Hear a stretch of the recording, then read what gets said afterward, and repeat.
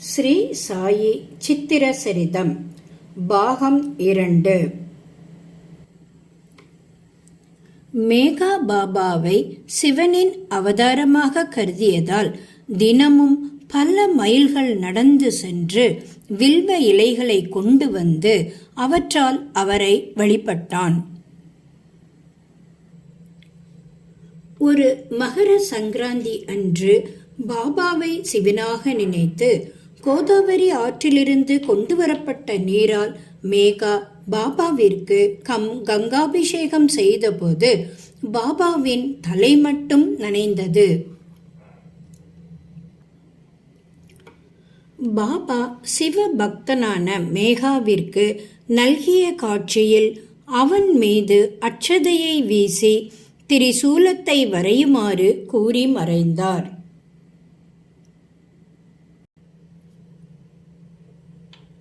மதராஸில் சென்னையில் இருந்து வந்த பஜனை சங்கத்தைச் சேர்ந்த ஒரு பெண்மணிக்கு மதிய ஆராத்தியின் போது பாபா ராமராக காட்சியளித்தார்.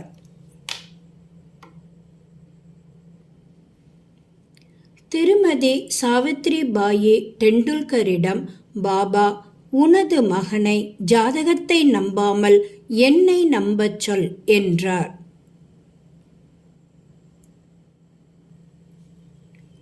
கேப்டன் ஹார்டே தனது கனவில் அவரைக்காயை சமைத்து பாபாவிற்கு படைப்பதற்கு முன் கனவு கலைந்ததால் பாபாவிற்கு விருந்தளிக்க விரும்பி ஷீரடிக்கு அனுப்பிய பணத்திலிருந்து சமைத்த நெய்வேத்தியத்தை பரிமாறிய போது பாபா முதலில் அவரைக்காயை உண்டார்.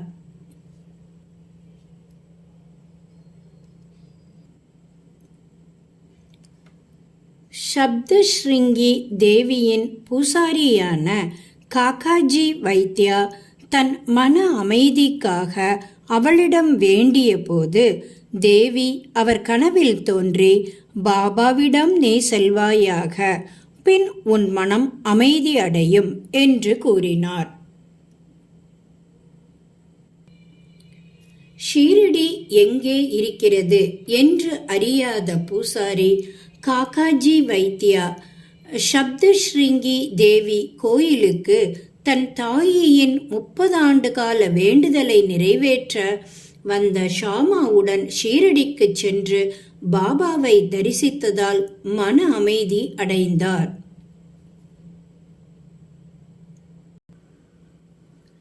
தன் கனவில் தோன்றி தன்னை ஷீரடிக்கு அழைத்த மகான் யார் என தெரியாமல் தவித்த ராம்லால் ஒரு கடையில் பாபாவின் படத்தை பார்த்ததும் விசாரித்து தன் கனவில் தோன்றிய மகான் பாபாதான் என தெரிந்து கொண்டு ஷீரடிக்கு சென்று தன் இறுதி காலம் வரை அங்கேயே தங்கினார்.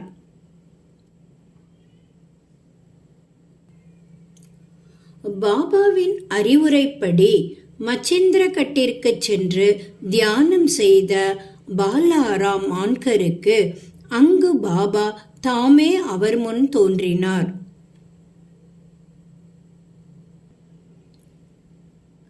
நோயால் அவதியுற்று கொண்டிருந்த ஒரு காட்சி புலி தன் கடைசி நாளில் பாபாவின் அருள் பெற்று உயிர் நீத்தது.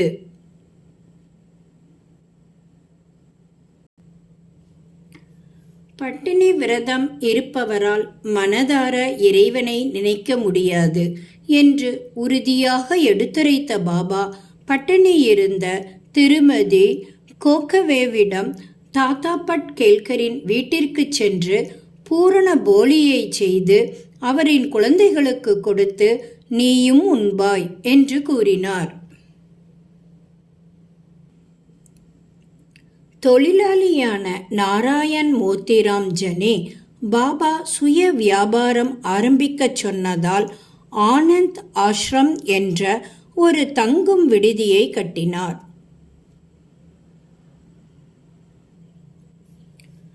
பாபாவை துதித்து நாராயண் மோத்திராம் ஜனே ஊதுபத்தி சாம்பலை உதியாக விபூதியாக நினைத்து பூசியதால் அவரின் நண்பருக்கு தேள் கொட்டியது குணமானது.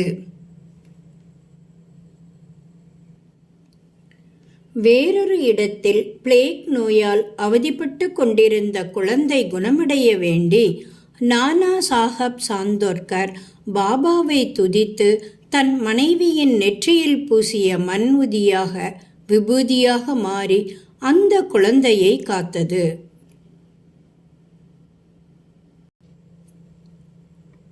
ஜாம்னேரில் சில நாட்களாக பிரசவ வலியில் தவித்த தன் மகளான மைனாதாயிக்கு சுகப்பிரசவம் நடக்க வேண்டி பாபாவை பிரார்த்தனை செய்த நானா சாஹப் சாந்தோல்கருக்கு ஷீரடியில் இருந்து சொந்த ஊருக்கு செல்ல ஆயத்தமான ராம்கீர் புவாவிடம் ஜல்காவன் வழியாக செல்லுமாறு வலியுறுத்தி பாபா உதியை விபூதியை கொடுத்து அனுப்பினார்.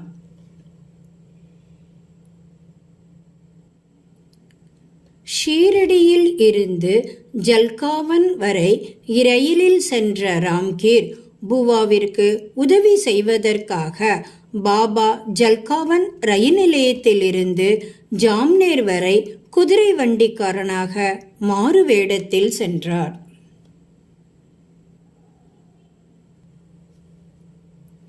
மைனாதாயிக்கு சுகப்பிரசவம் ஆன பின் ஜல்காவன் ரயில் நிலையத்திலிருந்து ராம்கீர் புவாவை ஜாம்னேரில் இருக்கும் தன் இல்லத்திற்கு அழைத்து வர தான் குதிரை வண்டியை அனுப்பவில்லை என்பதை நானா சாஹப் சாந்தோல்கர் கூறியதும் ராம்கீர் புவா மற்றும் நானா சாஹப் ஆகிய இருவரும் பாபாவின் இந்த அற்புத செயலை எண்ணி வியந்தனர்.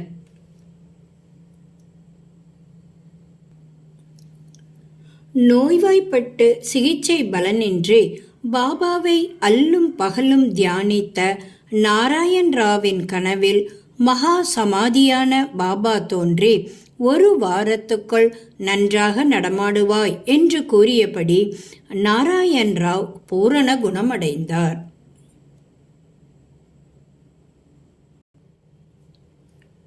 1917ஆம் ஆண்டு முதலில் பாபாவை ஷீரடியில் நேரில் வணங்கிய பாலா புவா சுதாரை பார்த்து, பாபா, இம்மனிதரை 4 ஆண்டுகளாக தெரியும் என்று கூறிய பிறகு பாலா புவாவிற்கு தான் 4 ஆண்டுகளுக்கு முன் மும்பையில் பாபாவின் படத்தை வணங்கியது நினைவிற்கு வந்தது.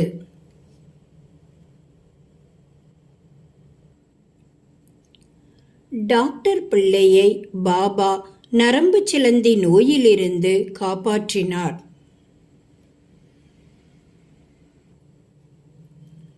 பிளேக் கட்டிகள் மற்றும் காய்ச்சலால் அவதியுற்ற ஷாமாவின் தம்பி பாபாஜியின் மனைவிக்கு பாபாவின் உதியை விபூதியை பாபாஜி மூலம் ஷாமா அனுப்பி அந்த உதியால் ஒரே இரவில் அவள் குணமாகி மறுநாள் காலையில் தேநீர் தயாரிப்பதைக் கண்டு ஷாமா ஆச்சரியப்பட்டார்.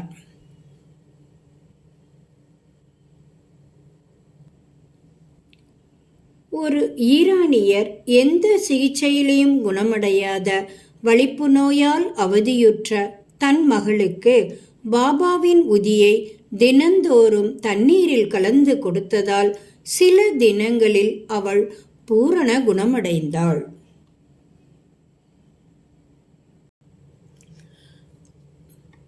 காக்கா மகாஜனியும் உருவ வழிபாட்டை விரும்பாத அவரது நண்பரும் மசூதியின் படிகளில் கால் வைத்தவுடன் அவரது நண்பரை பார்த்து பாபா வரவேற்ற போது பாபாவின் குரல் அந்த நண்பரின் தந்தையின் குரலை போன்றே இருந்தது.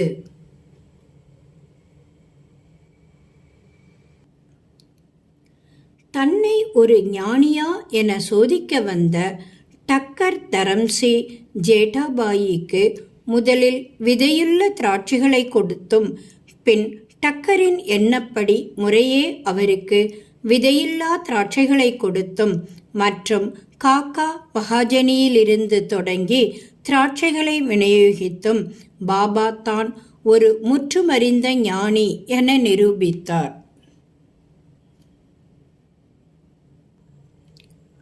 ஒரு பக்தரின் வழிகாட்டுதலின்படி பாந்திராவில் வாழ்ந்த ஒரு மனிதர் பாபாவின் உதியை விபூதியை பூசியும் பாபாவின் படத்தை தலைக்கு அருகில் வைத்தும் தனது தூக்கமின்மை வியாதியை குணமாக்கிக் கொண்டார்.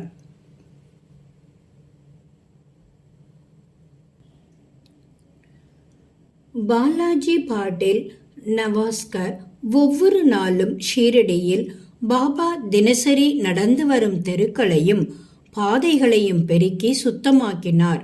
இச்சேவையை அவருக்கு பின் ராதாகிருஷ்ணமாயியும் அவரையும் அடுத்து அப்துல்லாவும் செய்தனர்.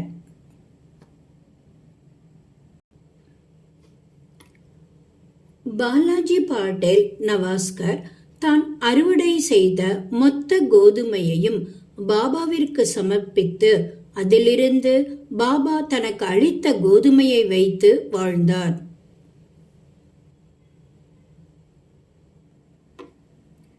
பாபாவின் பக்தரான பாலாஜி பாட்டேல் நவாஸ்கரின் தெவசத்தின் போது அழைக்கப்பட்டதை விட 3 மடங்கு மக்கள் வந்ததால் ஏற்பட்ட உணவு பற்றாக்குறையை தவிர்க்க ஏற்கனவே சமைத்த உணவில் உதியை போட்டு பரிமாறி அப்பற்றாக்குறை தவிர்க்கப்பட்டது.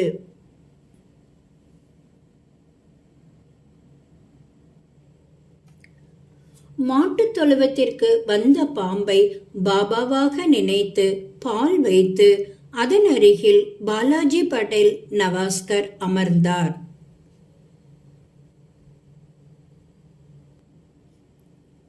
இருபத்தேழு ஆண்டுகளாக குழந்தை இல்லாத சஹாராம் அவுரங்காபாத்கர் தம்பதியர் பாபாவின் ஆசியால் பிறந்த புதல்வனுடன் அவனுக்கு 4 மாதங்கள் ஆனபோது ஷீரடிக்கு வந்து பாபாவை வணங்கினர்.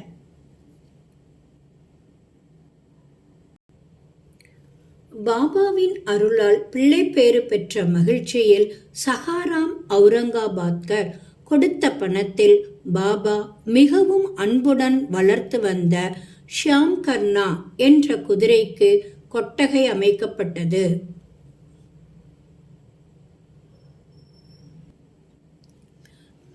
ஒரு இரவில் துவாரகா மாயியில் மற்றும் மறு இரவில் சாவடியில் என பாபா மாறி மாறி தூங்கியதால் அவர் துவாரகா மாரியில் இருந்து சாவடி செல்லும் இரவுகளில் மட்டும் பாபாவின் சாவடி ஊர்வலம் நடந்தது. தற்போது இந்த ஊர்வலம் வியாழக்கிழமைகளில் மட்டும் நடக்கிறது.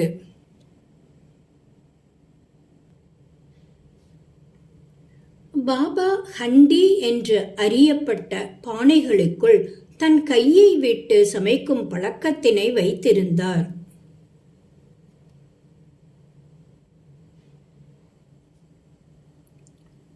சமைத்த உணவினை பாபா ஷீரடி மக்களுக்கு பரிமாறினார்.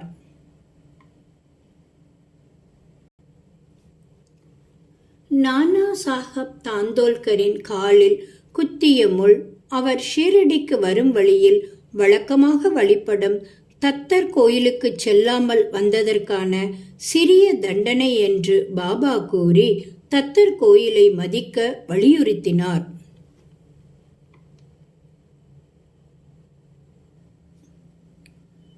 கீதை அல்லது சம்ஸ்கிருதம் பற்றி பாபாவிற்கு ஒன்றுமே தெரியாது என்ற கற்பனையில் மூழ்கி கர்வத்துடன் இருந்த நானா சாஹப் சாந்தோல்கருக்கு பாபா கீதையிலிருந்து ஒரு செய்யுளின் பொருள் விளக்கம் கூறி அவரது கர்வத்தை அழித்தார்.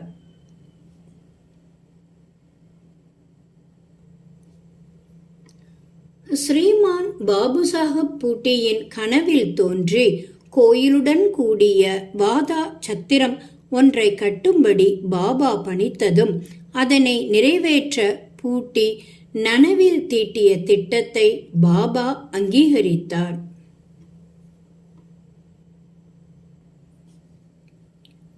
கோயிலுடன் கூடிய வாதா சத்திரம் தற்போதைய சமாதி மந்திர் கோயில் கட்டப்பட்டு கொண்டிருந்த போது பாபாவும் சில முன்னேற்றங்களுக்கு யோசனை தெரிவித்தார்.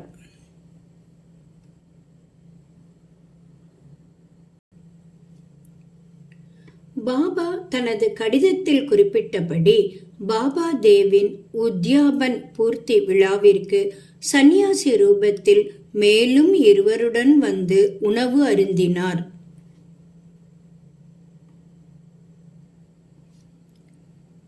ஹேமத்பந்த் வீட்டிற்கு அன்றே சாப்பிட வருவதாக பாபா அவரது கனவில் 1917 ஹோலி தினத்தன்று வந்து கூறினார்.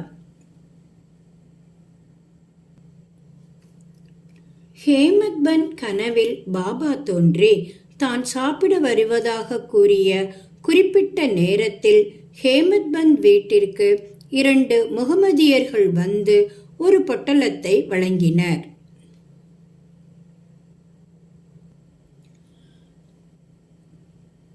தான் கனவில் கூறியபடியே பாபா சித்திர ரூபத்தில் ஹேமத்பந்தின் வீட்டிற்கு சாப்பிட வந்தார்.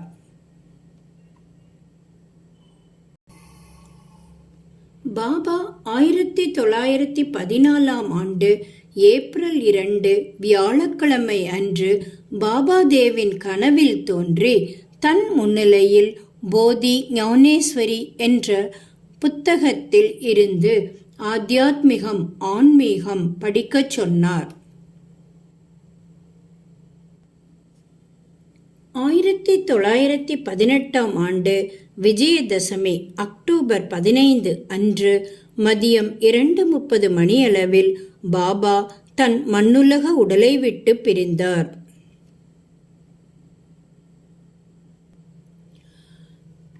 1916 விஜயதசமி அன்று மாலையில் பாபா கடுங்கோபத்துடன் தனது ஆடைகளை களைந்து நிர்வாணமாகி அந்த ஆடைகளை துணியில் புனித நெருப்பில் எரிந்து, இப்பொழுது என்னை எல்லோரும் நன்றாக பார்த்து நான் ஒரு ஹிந்துவா அல்லது முஸ்லிமா என்பதை தீர்மானியுங்கள் என்று உரக்க கூறினார்.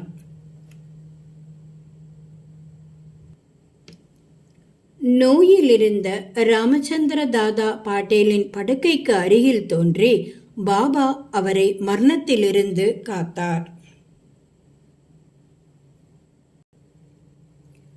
1918 அக்டோபர் 15 செவ்வாய்க்கிழமை விஜயதசமி அன்று மண்ணுலக உடலை விட்டு பிரிந்த பாபா மறுநாள் தாஸ்கனுவின் கனவில் தோன்றி தான் இறந்துவிட்டதாக கூறிய பிறகு ஷீரடியிலிருந்து வந்த கடிதத்தின் மூலம் பாபாவின் இறப்பை உறுதி செய்த தாஸ்கனு வருந்தினார்.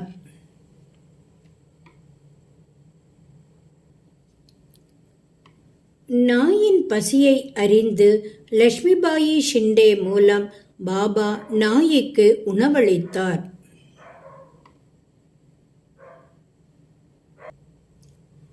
பாபா தனது கடைசி காலத்தில் லட்சுமிபாயி ஷிண்டேவிற்கு குறிப்பால் உணர்த்தும் விதமாக 9 நாணயங்கள் 9 விதங்களான பக்தியை அல்லது ஒரு நல்ல சீடரின் 9 நற்குணங்களை அல்லது ஷிமாலங்கன் நேரத்தில் தரப்படும் தட்சிணையை குறிக்கும் விதமாக கொடுத்தார்.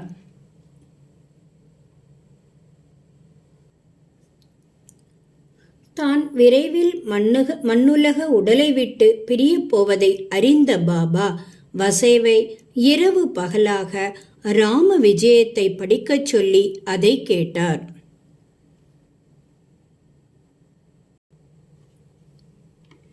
தன் மறைவிற்கு சில நாட்களுக்கு முன்பிருந்தே தனது கடைசி தருணத்தில் பக்தர்கள் மனமுடைய வேண்டாம் என்று பாபா உபதேசித்துக் கொண்டிருந்தார்.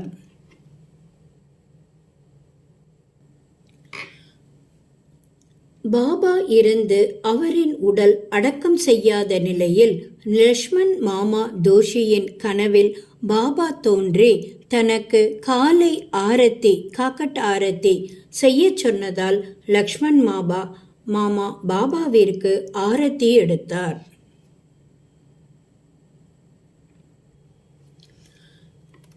பாபா தன் உயிரை போன்று பிரியமானதும் மற்றும் தன் ஆயுள்கால நண்பனாகவும் நினைத்த செங்கல் உடைந்தவுடன் மிகவும் வருந்தினார்.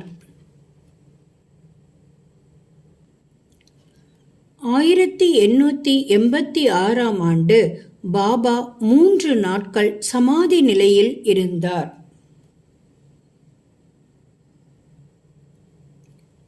பாபா 3 நாட்களுக்கு பிறகு சமாதி நிலையில் இருந்து உயிர்த்தெழுந்தார். ஆனந்த்ராவ் பகாடேவின் கனவில் பாபா நடுக்கடலில் காட்சி கொடுத்தார். பாபாவும் பகத் மகள்சாபதியும் படுக்க தொங்கும் மரப்பலவைகளை ஏற்பாடு செய்வதாக காக்கா சாஹப் தீக்ஷித் கூறியபோது, பாபா தொங்கும் பலகையில் உறங்குவதற்கு தேவையான விழிப்புணர்வு பகத்திற்கு இல்லாததால் நாங்கள் தரையில் உறங்குகிறோம் என்று கூறினார். ஷாமா கயா சென்றடைந்த போது அங்கு பாபா முன் கூறியபடியே ஷாமாவிற்கு முன்பாக சித்திர ரூபத்தில் இருந்ததைக் கண்டு மகிழ்ச்சியடைந்தார்.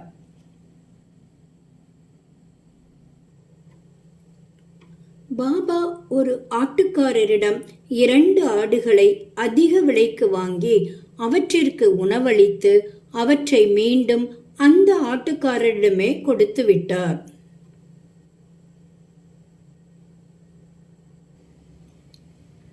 பாபா தவளையை பாம்பிடமிருந்து அவற்றின் பூர்வ ஜென்மங்களை அறிந்து காப்பாற்றினார்.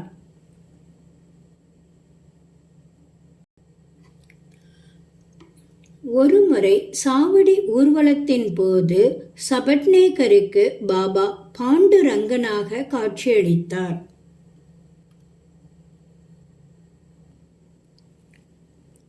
திருமதி சபட்நேகரின் கனவில் பாபா தோன்றியதை ஒரு புனித குறியீடாக எடுத்துக்கொண்டு சீரடிக்கு சென்ற சபட்நேகர் தம்பதியருக்கு பாபா தேங்காய் கொடுத்து குழந்தை வரம் அளித்தார்.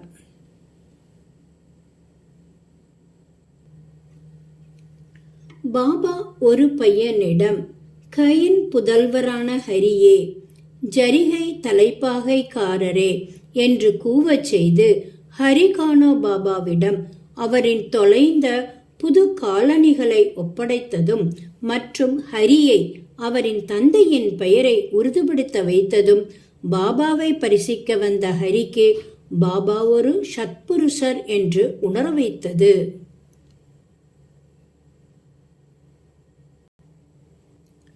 பாபாவின் ஆசியுடன் காக்கா சாஹப் தீக்ஷித் தீஷித் வாதா தீஷித் சத்திரம் கட்டினார்.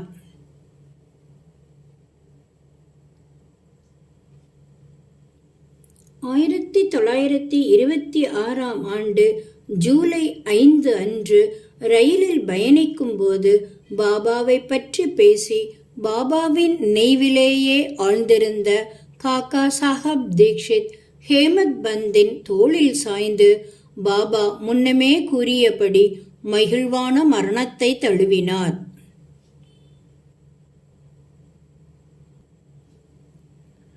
பாபாவிற்கு சமர்ப்பிக்க தன்னிடம் தேம்பே சுவாமி கொடுத்த தேங்காய் சீரடிக்கு செல்லும் வழியில் தவறுதலாக உடைக்கப்பட்டு பயன்படுத்தப்பட்டதால் அத்தவறுக்கு புண்டலிக் ராவ் மன்னிப்பு கேட்டபோது பாபா ஒவ்வொரு செயலுக்கும் நானே காரணகர்த்தா என்று கூறி அவரை அமைதிப்படுத்தினார்.